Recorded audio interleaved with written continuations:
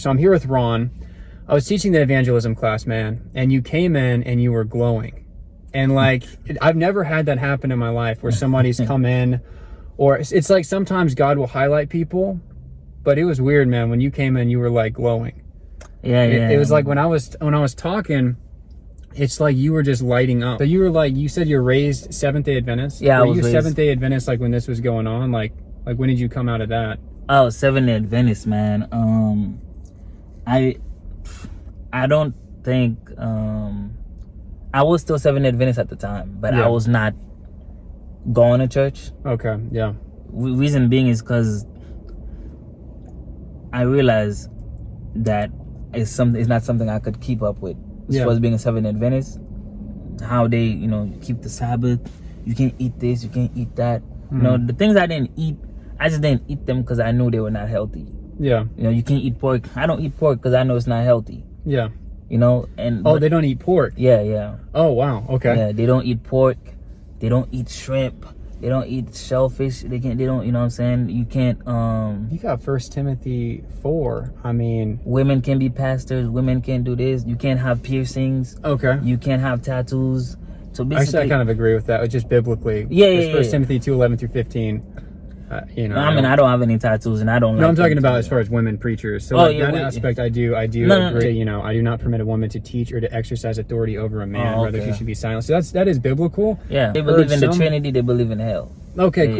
It's cool that they believe in the Trinity. As far as what I grew up knowing, because I did some research about it. Yeah. And the lady that started the Ellen White. She I've started heard her a little bit. I've heard about her, and I've read a little bit about her, and she never actually presented the Trinity when she was starting the church, and she was not a big Trinity person. Okay. And then when I did some research about it, it was later on when the Seventh-day Adventist Church, they started bringing that along, and they started claiming that, because at first Ellen White was not a big Trinity person. And how did she deny? Did she deny it at all, or is just not really brought up? Because there's a lot of ways that people deny the Trinity. One of the ways is typically denying the deity. She has a whole bunch of books. Yeah. I mean, as far as I'm concerned, I don't know things like how you was telling about women preaching, false teachers, and all of that.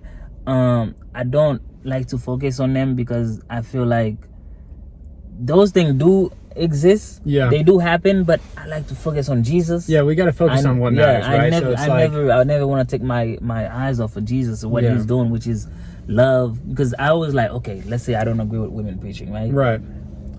Let's say Jesus returns, right? Yeah. And he's not gonna since you women preaching, not going to heaven. Yeah, so it's crazy how you're talking how God has opened my eyes that it's not about a denomination, right? His church is a collection of his believers across the world. So it's Seventh-day Adventists, I believe, are Christians. Yeah, they are. I mean, they believe in the Trinity. They believe in the deity of Christ. They believe that he died, rose again on the third day. He defeated death. So I mean, we can get so hung up, like you're talking about, on little things. Yeah.